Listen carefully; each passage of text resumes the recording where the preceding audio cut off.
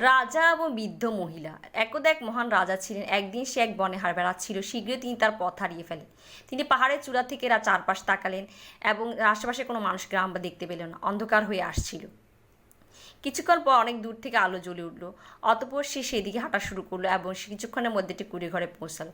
কুঁড়ে ঘরের বাইরে তিনি একজন বৃদ্ধ মহিলাকে জায়গাটি পরিষ্কার করতে দেখলেন। তাকে দেখে সে তাকে স্বাগত জানায়। ভেবেছিল সে একজন সেনাবাহিনীর একজন সৈনিক। তিনি রাজাকে নিজেকে পরিষ্কার করার জন্য কিছু জল এবং পান করার জন্য জল দিলেন। তারপর তিনি তার আরাম করার জন্য একটি মাদুর বিছিয়ে দিলেন। রাজা আরাম করতে লাগলেন। কিছুক্ষণ পর তিনি তার সামনে এক প্লেট গরম ভাত এবং তরকারি রাখলেন। রাজা এতই ক্ষুধার্ত ছিলেন যে দ্রুত খাবারে আঙ্গুল রাখলেন। গরম খাবারে তার আঙ্গুল পুড়ে যায় এবং সেই মেঝেতে কিছু ভাত ছিটিয়ে দেয়। বৃদ্ধা এই দেখে বলল, ওহ, তোমাকে তোমার রাজার মতো অধৈর্য তাড়াহুড়ো মনে হচ্ছে। সেজন্য তুমি তোমার আঙ্গুল পুড়িয়ে ফেলেছ এবং কিছু খাবার হারিয়েছ। বুড়ির কথা শুনে রাজা আশ্চর্য হয়ে জিজ্ঞেস করলেন, কেন আমাদের রাজাকে অধৈর্য তাড়াহুড়ো মনে হয়?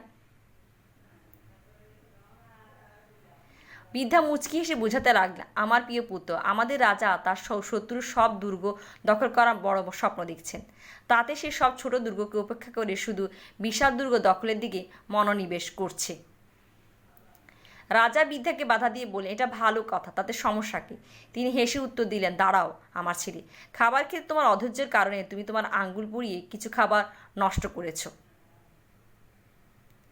একইভাবে শুধু দ্রুত পরাজিত করার জন্য রাজার অধৈর্যতার ফলে তার সেনাবাহিনীর লোকদের হারাতে হচ্ছে।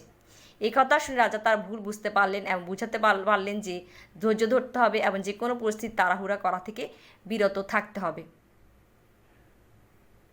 গল্পের নৈতিক, আমরা যখন জীবনে কিছু অর্জন করতে চাই আমাদের প্রথমে প্রক্রিয়াটি বুঝতে হবে, তারপর এটি নিয়ে কাজ করতে হবে। আর তা না করে আমরা যদি দ্রুত ফলাফলের সন্ধান করি তাহলে আমরা অধৈর্য হয়ে পড়বো এবং আমাদের জীবনে যা চাই তাতে পৌঁছাতে পারবো না।